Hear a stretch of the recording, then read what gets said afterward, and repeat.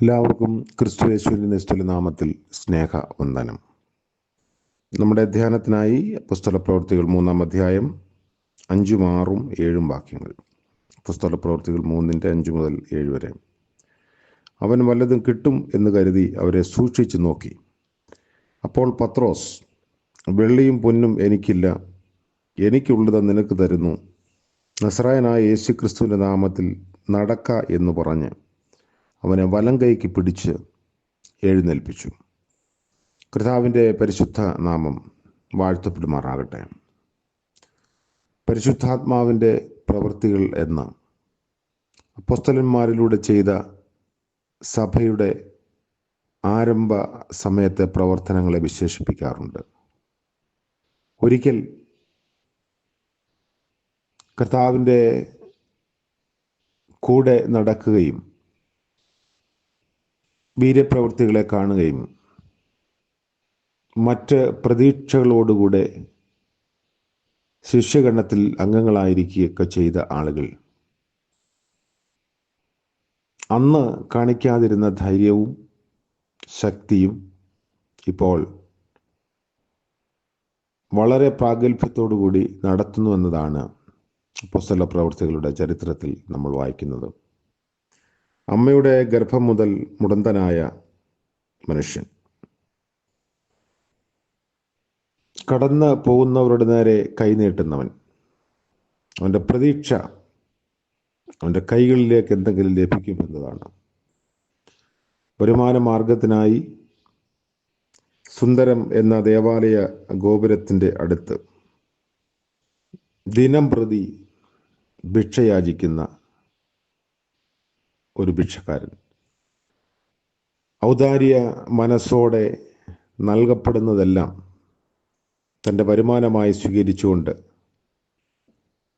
ആ ഒരു തൊഴിലിൽ വളരെ സന്തോഷത്തോടെ കഴിഞ്ഞുകൂടുമ്പോഴാണ് പത്രോസും യോഹന്നാനും ആ വഴി വരുന്നത്. മറ്റുള്ളവരിൽ നിന്ന് പ്രതീക്ഷിച്ചതെല്ലാം ഇവരിൽ നിന്നും പ്രതീക്ഷിക്കുന്നു. എന്നാൽ അങ്ങനെ കൊടുക്കാൻ ഒന്നുമില്ലാത്ത പത്രോസ് പറയുന്നത്, സൂക്ഷിച്ച് നോക്കിയ മനുഷ്യനോട് അവൻ്റെ പ്രതീക്ഷകൾക്ക് വിരുദ്ധമായ മറുപടിയാണ് ലഭിക്കുന്നത്.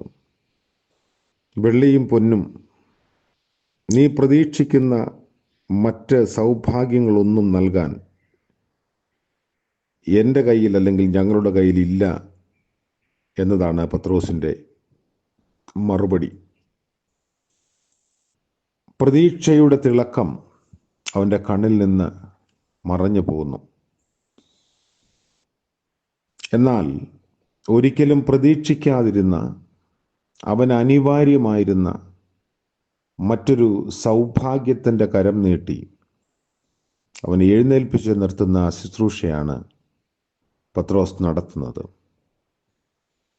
കർത്താവിൻ്റെ നാമത്തിൽ വൻകാര്യങ്ങൾ ചെയ്യാൻ ശിഷ്യരെ ബലപ്പെടുത്തുന്ന പരിശുദ്ധാത്മാവ് പത്രോസിനെയും യോഹന്നാനെയും ഒക്കെ ഉപയോഗിച്ചു എന്നതിൻ്റെ ഒരു ആരംഭ അടയാളമായി ഈ വേദഭാഗത്തെ നമുക്ക് മനസ്സിലാക്കാം.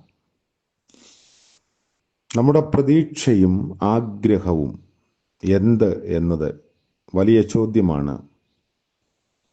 എന്നാൽ ദൈവം പ്രതീക്ഷിക്കുന്നതും ആഗ്രഹിക്കുന്നതും എന്ത് എന്ന് അറിയാനുള്ള ഒരു ആത്മീയ ത്വരയും അന്വേഷണവും നമുക്ക് ആവശ്യവുമാണ്. ആത്യന്തികമായി നമുക്ക് ആവശ്യം എഴുന്നേറ്റ് നിൽക്കുക എന്നതാണ്. സ്വന്തം കാലിൽ നിന്ന് നടന്നു പോകാൻ സാധിക്കുക.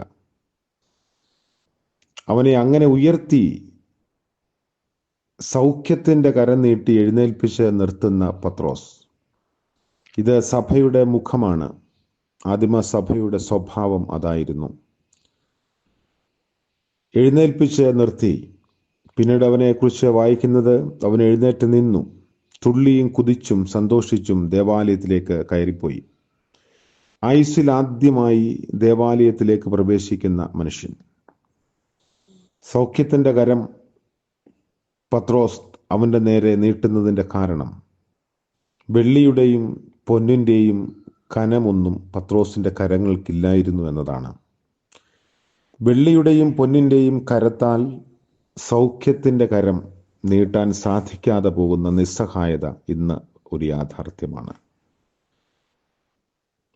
അവൻ്റെ പ്രതീക്ഷകൾക്ക് വിരുദ്ധമായി സൗഖ്യം നൽകി എഴുന്നേൽപ്പിച്ച് നിർത്തുന്നു. ജീവിതത്തിൻ്റെ ഒരു സമൃദ്ധിയിലേക്ക് അവനെ കൊണ്ടുവരുന്ന പത്രോസിൻ്റെ കരം അസാധാരണമായ സൗഖ്യത്തിൻ്റെ കരമാണ്. നമുക്കും പല കാര്യങ്ങളിൽ സ്വന്തമായി നിവർന്ന് നിൽക്കാൻ കഴിയാതെ വരുമ്പോൾ നമ്മുടെ പ്രതീക്ഷകൾക്ക് വിരുദ്ധമായി നമ്മളെ താങ്ങി നിർത്തുന്ന കരം ഇന്നും ദൃശ്യമായും അദൃശ്യമായും അനുഭവവേദ്യമാണ്. ദൈവകരങ്ങൾ നമ്മളെ സമർപ്പിക്കാം, പ്രാർത്ഥിക്കാം. കരുണ നിറഞ്ഞ വാഴ്ത്തപ്പെട്ട കർത്താവേ, മനോഹരമായ പ്രഭാതത്തിനായി നന്ദിയോടെ ഞങ്ങൾ അങ്ങയെ മഹത്വപ്പെടുത്തുന്നു. ഇന്നത്തെ പകൽക്കാല ജീവിതത്തിൽ മാറ്റമില്ലാത്ത കരുണയിലും കൃപയിലും ആശ്രയിക്കുന്നു. പ്രഭാതം മുതൽ പ്രദോഷം വരെയും അവിടുന്ന് ഞങ്ങളെ കരുതി സൂക്ഷിക്കണമേ. ഞങ്ങൾക്ക് എഴുന്നേറ്റ് നിൽക്കാൻ കഴിയാത്ത അനുഭവങ്ങളുണ്ടാകുമ്പോൾ കർത്താവേ, അവിടുത്തെ അത്ഭുതമാർന്ന കരത്തിൻ്റെ ശക്തി അനുഭവിപ്പാൻ സഹായിക്കണമേ. പല കാര്യങ്ങളിലും നിവർന്നു നിൽക്കാൻ സാധിക്കാത്തവരായി ഞങ്ങൾ കഴിയുന്നു. കർത്താവിൻ്റെ പൊന്നുകരം ഞങ്ങളുടെ ജീവിതത്തിൽ നീട്ടണമേ എന്ന് പ്രാർത്ഥിക്കുന്നു. ഇന്ന് ജന്മദിനം ആഘോഷിക്കുന്ന പ്രിയപ്പെട്ടവരെയും വിവാഹ വാർഷികം ആഘോഷിക്കുന്നവരെയും ഓർത്ത് പ്രാർത്ഥിക്കുന്നു. അനുഗ്രഹത്തിൻ്റെയും നന്മയുടെയും പുതിയ വർഷം അവിടെ നൽകണമേ. യേശു മശിഹ മൂലം പ്രാർത്ഥിക്കുന്നു. കൃപയോടെ കേൾക്കുമാറാകണമേ. ആമേൻ. ത്രിയേക ദൈവത്തിൻ്റെ അനുഗ്രഹവും കാവലും നാം ഏവരോടും കൂടെ ഇന്നും എന്നേക്കും ഉണ്ടായിരിക്കുമാറാകട്ടെ. ആമേൻ.